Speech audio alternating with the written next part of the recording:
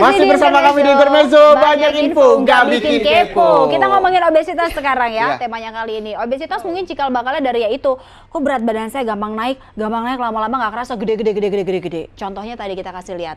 Tadi ada Arya, sekarang ada Rizky ya, yang di Palembang ya, betul. Berusia 9 tahun, beratnya mencapai 135 kg. Wow, 9 tahun dok. Itu gimana cara main bolanya dia ya? Begini, kita sekali lagi tidak mau melakukan penzoliman karakter. Ya, it can happen to anyone. Bisa terjadi pada siapa aja. Nah, yang lebih penting adalah sekarang kita memperhatikan dulu penyebabnya apa. Saya kalau sama pasien selalu begitu, penyebabnya apa. Jangan bicara solusi dulu. Ya, solusi belakangan. Kalau penyebabnya masih dijalanin terus, orang dengan perilaku yang sama, gaya hidup yang sama, hasilnya akan sama. Ya, itu sebabnya kenapa coba kalau bisa ditayangkan, saya senang sekali. Yang pertama adalah biasanya saya udah bilang tadi pola asuh orang tua. Ya, jadi orang tua yang kalau misalkan anaknya lulus naik kelas, diajak traktir restoran. Kalau lagi bete makan. Jadi penyelesaiannya semua makanan. Kalau lagi happy makan. Ya, semua jinjingan ulang tahun isinya isinya makanan ya. Bukan pensil berwarna, bukan apa. Jadi ini dia. Ya, Dok ya. Jadi pola orang, jadi dari bayi makanannya praktis. Ya, emaknya ngapain ya, gitu loh ya. Nah, lalu kemudian kebiasaan makan sambil nonton TV. Ya, lalu kemudian pembiasaan apa yang dimakan. Ya, emaknya cuma belajar makan lewat TV.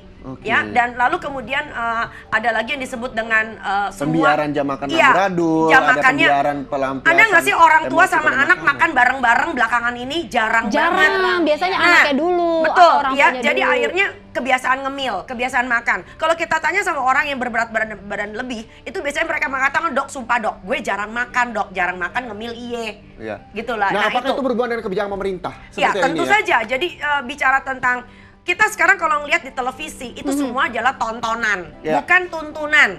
Ya, coba kalau Anda perhatikan orang yang jual makanan keluar dari pabrik, padahal kamu nggak di-download kan keluar dari pabrik. Kita lahir dengan cara alamiah ya, apapun caranya. Tapi makanan kita semua keluar dari pabrik. Jadi kebijakan antara makanan iklan, makanan pabrik dengan apa yang seharusnya badan kita dapat itu nggak pernah imbang di Indonesia.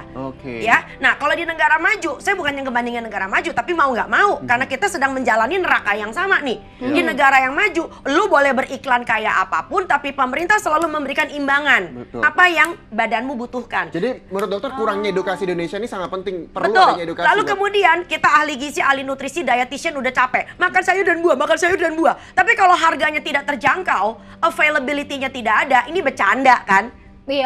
Coba, even kalau kamu kemarin mudik nih, pulang kampung, kena macet di jalan, warung di pinggir jalan, kamu cari mie instan, cari biskuit kemasan, jauh lebih banyak daripada pisang kepok.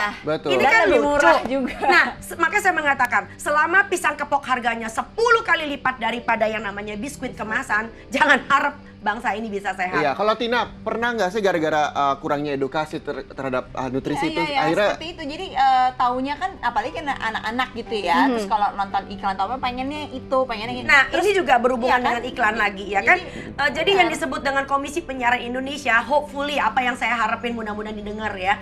Jadi yang disebut dengan tata krama orang beriklan itu juga tolong dong harus diperhatikan. Yang artis cilik, idola remaja, mereka tuh memberikan hipnosis loh. Hipnosis itu adalah tayangan-tayangan dalam kondisi kita santai, rileks, itu terus masuk ke dalam lubang kuping, masuk ke dalam retina mata, dan itu membentuk pola perilaku. Kita mengandaikan kalau makan kayak dia, oh gue bisa cakep kayak dia, enggak juga kali.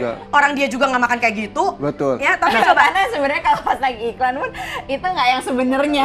Ya, maka dari itu dosa kan gitu loh. Nah, kalau itu terjadi di negara maju, otak orang tuanya masih kolot begitu ya? Enggak kolot, orang tuanya masih memberi bimbingan deh. Yang orang tuanya juga di rumah masih memberikan makanan yang sehat, ada sayur, ada buah. Lah anak kita ngeliat sayur aja jijik kayak dikasih racun. Nah itu biasanya kalau kayak gitu nggak dibiasain apa gimana sih dok? Anak kecil tuh ngeliat saya tuh, gitu. Betul. Lah, mamanya aja kalau makan capcay cuman udangnya sama bakso ikannya jadi makan, sayurnya dipinggirin. Nah, anak itu kan mencontoh.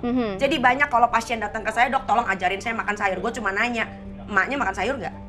Bapaknya cheating nggak? Itu aja. Nah, dok, kalau misalnya dari data yang dokter miliki, begitu Indonesia ini memiliki urutan keberapa sih dok dibandingkan negara lain untuk kasus obesitas? Kita nggak mau bicara obesitas dulu, kita bicara adalah penyebab dari semua penyakit. Karena penyebab sudah non-communicable disease ya. Kamu tahu nggak ujung-ujungnya datangnya dari mana?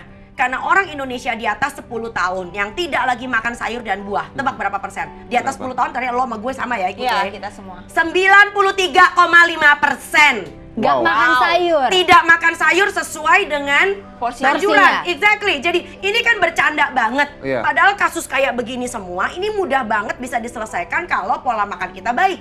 Betul. Ya. Portionnya itu harusnya berapa sih? Nah, Per- lucu kan? Ini kan mestinya diajarin ketika Anda sedang SD ya. Iya. Jadi di SD jangan diajarin perbedaan pencernaan kodok dengan ayam dengan manusia. Udah itu nggak penting pelajaran biologi kayak gitu. Biologi itu dan penjakes itu yang penting adalah kita punya yang namanya tumpeng makan, piramida makan. Oke, tadi Dokter Tan sempat ngomong kalau misalnya mengenai makan itu kita dihipnosis gitu ya, Iya. Reza. Yang nah ini sama juga deh, hipnoterapi, Dok, dan juga Tina. Jadi salah satu cara mudah untuk menurunkan berat badan Anda. Nah, Kira-kira benar informasinya nggak ya?